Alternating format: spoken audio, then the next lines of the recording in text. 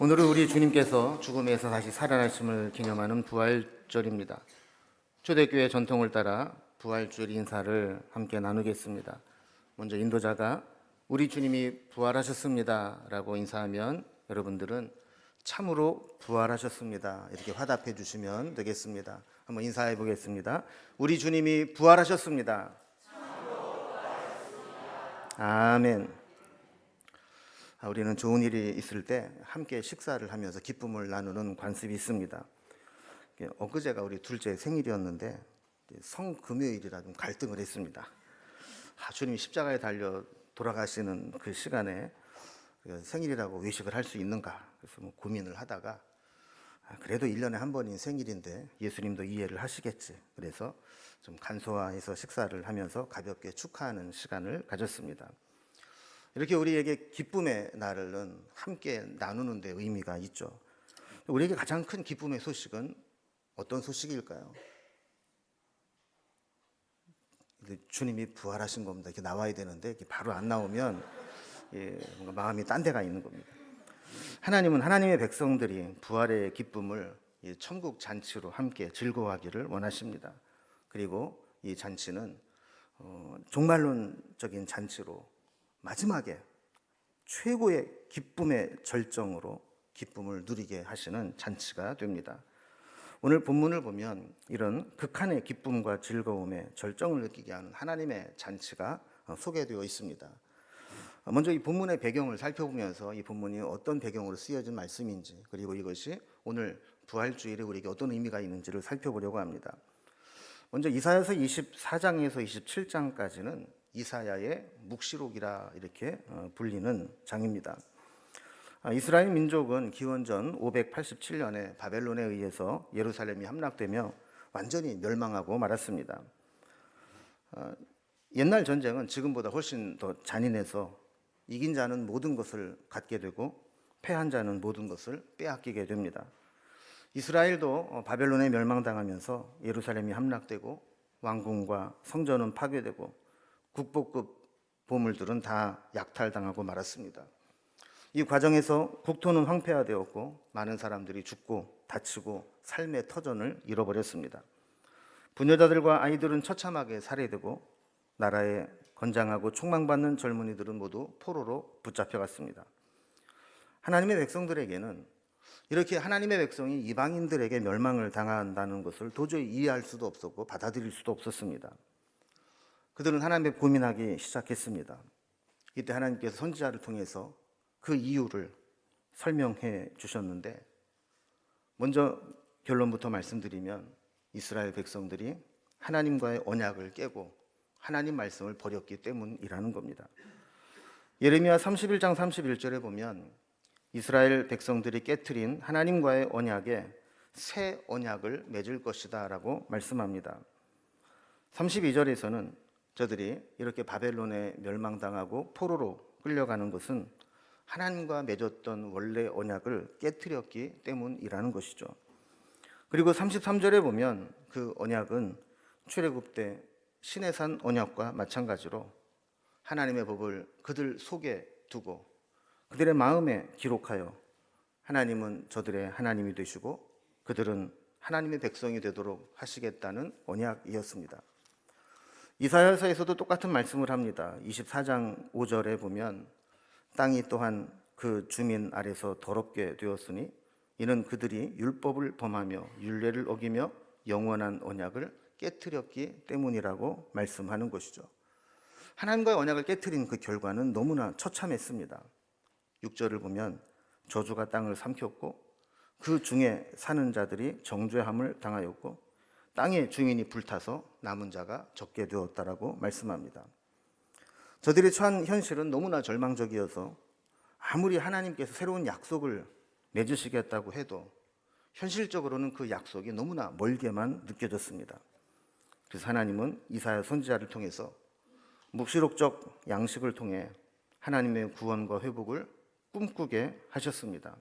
그래서 그 내용은 바로 앞에 이어질 예언이 아니라 종말론적으로 마지막에 있을 최후의 승리와 구원에 대한 말씀을 주시면서 그 소망을 가지고 살아가도록 말씀해 주셨다라는 것입니다. 역사적으로 보면 바벨론의 포로로 끌려가고 나라가 망한 현실 가운데서 그 나라를 어떻게 회복시키실 것인가에 대한 말씀이지만, 종말론적으로 보면 이것은 하나님의 백성들이 마지막 때에 어떻게 하나님의 잔치에 초대받고 영원한 삶을 누리게 되는가를 보여주는 것이죠. 오늘 본문을 하나씩 살펴보면서 정리를 해보겠습니다. 6절에 보면 하나님이 친히 예비하시고 준비하신 잔치가 있었습니다. 이 잔치가 열리는 곳은 이 산에서 열린다. 하나님의 산을 의미합니다. 이 산은 성전이 있는 시온산을 의미하는 것이고 하나님을 예배하는 곳입니다. 말씀을 계속 보면 하나님은 이곳에서 천국 잔치를 여시고 사람들을 초청하시는데, 여기에는 특별한 사람들만 초대되는 것이 아니라 구원받은 모든 백성들, 만민이 다 초대될 것이라고 말씀합니다. 이 잔치에 하나님이 준비하신 메뉴는 골수가 가득한 기름진 것과 오래 저장하였던 맑은 포도주라고 말씀합니다.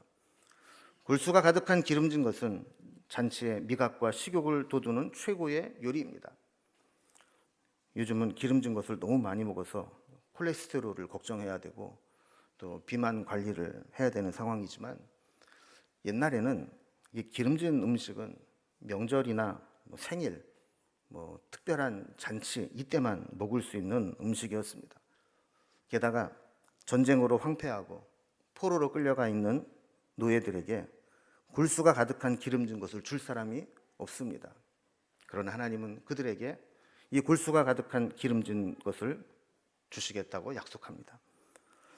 포도주 역시 잔치에 빠지지 않는 음료였습니다. 석회질이 많아서 물을 식수로 사용하지 못하는 지역이라 특히 이 잔치에는 포도주로 음료와 즐거움을 배가시켰습니다. 이 포도주가 없다는 것은 재앙입니다. 24장에서는 하나님의 심판의 증거로 포도주가 없고 포도주를 마시지 못하는 것으로 표현되었습니다. 9절에 보면 그들이 포도주를 마시지 못하고 독주는 그 마신 자에게 쓰게 될 것이다 그랬고, 11절에서는 그들에게 포도주가 없으므로 거리에서 부르짖는 그런 상황이 되었고 땅의 기쁨이 소멸되었다라고 말씀합니다. 그런데 25장 6절에서는 하나님께서 오래 저장하였던 맑은 포도주로 그 잔치에 내주시겠다고 말씀하시는 거죠. 이 하나님의 하늘 잔치가 열리는 곳에 아주 중요한 행사가 하나 열립니다. 7절에 보면 모든 민족의 얼굴을 가린 가리개와 열방 위에 덮인 덮개를 제하시겠다라는 겁니다. 여기에 나타난 얼굴을 가린 가리개와 열방을 덮은 덮개에 대해서 어떤 학자는 그 전까지는 하나님을 선명하게 보지 못하는 장애물이 있었는데 그 덮개와 가리개를 제거함으로 인해서 마치 얼굴과 얼굴을 대면하여 보듯이 하나님을 선명하게 보게 될 것이다, 이렇게 해석을 하기도 하는데, 저는 그 다음에 있는 8절에 있는 말씀, 사망을 영원히 멸하실 것이라는 말씀과 이것을 연결해 보면 얼굴을 가린 가리개는 장래의 시신을 가리는, 얼굴을 가리는 이 가리개를 의미하고, 이 덮개는 수의를 의미하는 것이다라는 해석에 더 동의합니다. 그래서 이 가리개와 덮개를 제한다라고 하는 것은 죽음의 권세와 죽음의 그늘을 거두시겠다라는 것을 의미하는 거죠. 그래서 더 이상 죽음이 지배하지 못하고 사망이 다스리지 못하도록 하나님께서 생명으로 인도하실 것이다라는 약속이라는 겁니다. 그래서 하나님 베푸신 잔치에서는 8절에서 계속 나오는 것처럼 사망을 영원히 멸하실 것이라고 선포되게 되는 겁니다. 아이러니하게도 사망 권세의 사형 선고가 내려진다는 겁니다. 여러분, 사망은 여전히 우리에게 유효합니다. 사망은 살아있는 모든 것들을 멸하는 능력이 있습니다. 사망은 우리 인간을 무기력하게 만드는 사탄의 가장 강력한 무기입니다. 인류 최대의 절망과 슬픔은 죽음으로부터 옵니다. 사망 앞에 모든 생명은 힘을 잃고 굴복하게 됩니다. 그러나 하나님의 생명의 능력은 사망을 영원히 멸하셔서 믿는 자에게는 더 이상 능력을 나타내지 못하게 되는 겁니다. 이 죽음으로부터의 승리는 일시적인 승리가 아니라 영원한 승리라고 말씀합니다. 인간의 최대의 한계가 죽음이라면 죽음의 한계는 하나님의 생명이 되는 것이죠. 승리를 경험한 자에게 베푸시는 하나님의 잔치에는 하나님의 위로가 있습니다. 8절에 보면 사망 권세를 멸하신 하나님은 모든 얼굴에서 눈물을 씻기시며 자기 백성의 수치를 온 천하에서 제하실 것이라고 말씀합니다. 이 말씀 어디서 많이 본 말씀 같지 않습니까? 요한계시록의 종말의 때에 있을 예언의 말씀과 동일합니다. 요한계시록 21장 4절에 보면 주님이 다시 오시는 날 있어질 일들에 대해 설명하면서 그때 하나님이 모든 눈물을 그 눈에서 닦아주실 것인데 다시는 사망이 없고 애통하는 것이나 곡하는 것이나 아픈 것이 다시 있지 않게 되면서 하나님의 참된 위로가 있을 것이라고 말씀합니다. 9절에 보면 그날에 말하기를 이라고 시작합니다.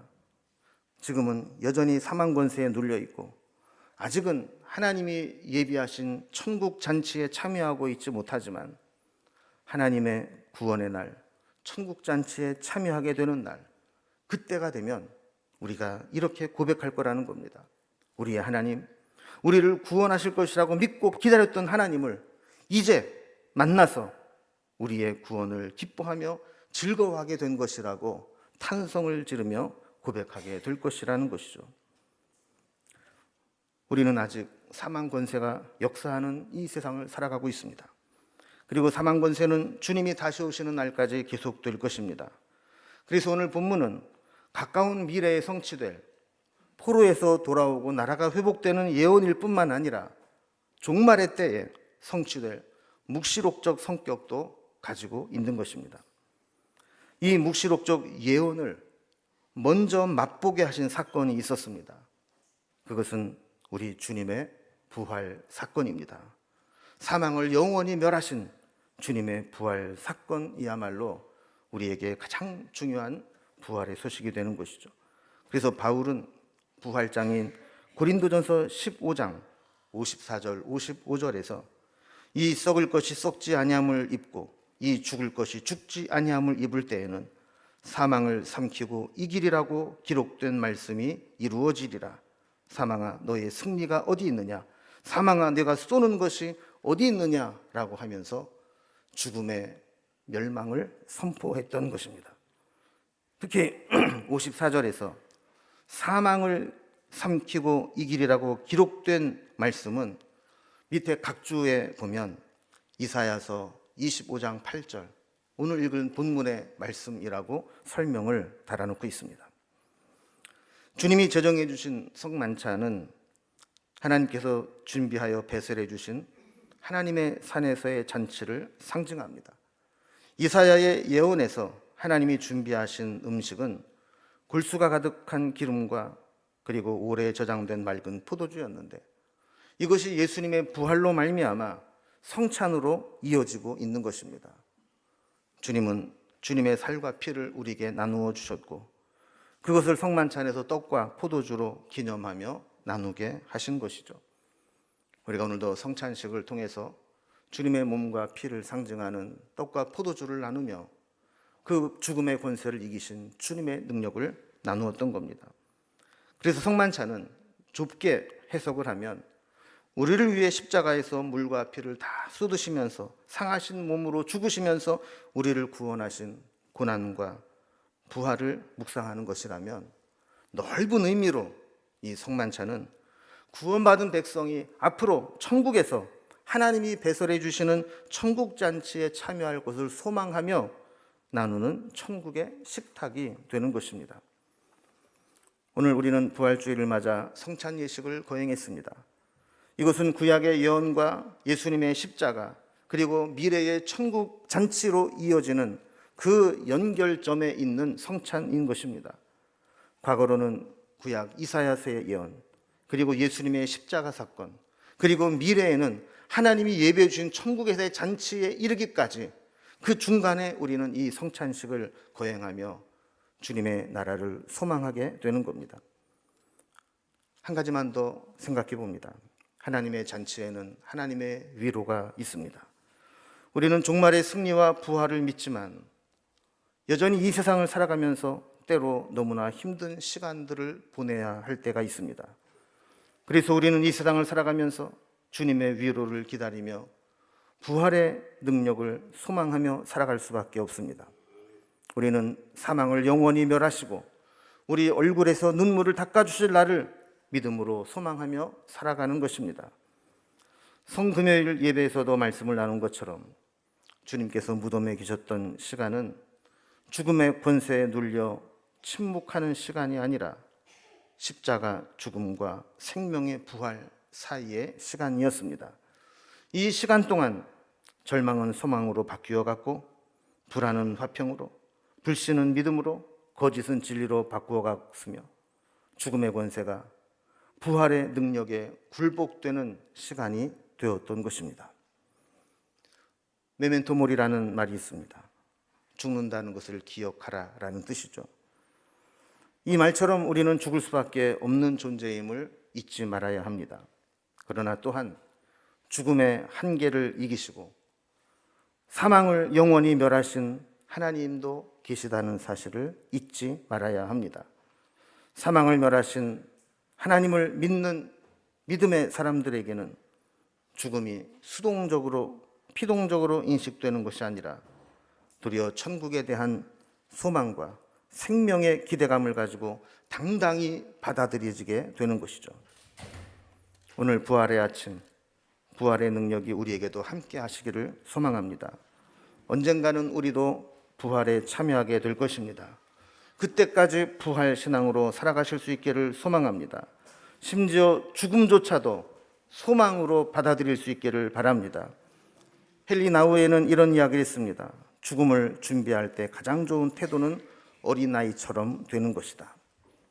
어린아이는 그 앞에 아무리 두렵고 힘든 상황이 있어도 부모님의 돌보심을 절대 의존함으로 믿고 평안히 따라가듯이 우리 앞에 죽음의 방불한 고난과 어려움이 있다 할지라도 이 모든 것들을 주님께 맡기고 부활의 소망으로 살아가는 것이 부활 신앙입니다. 주님은 지금도 살아계십니다. 살아계신 주님이 우리와 함께 하시고 우리를 도우십니다. 그 주님의 부활의 능력을 함께 고백하겠습니다. 이제 결단의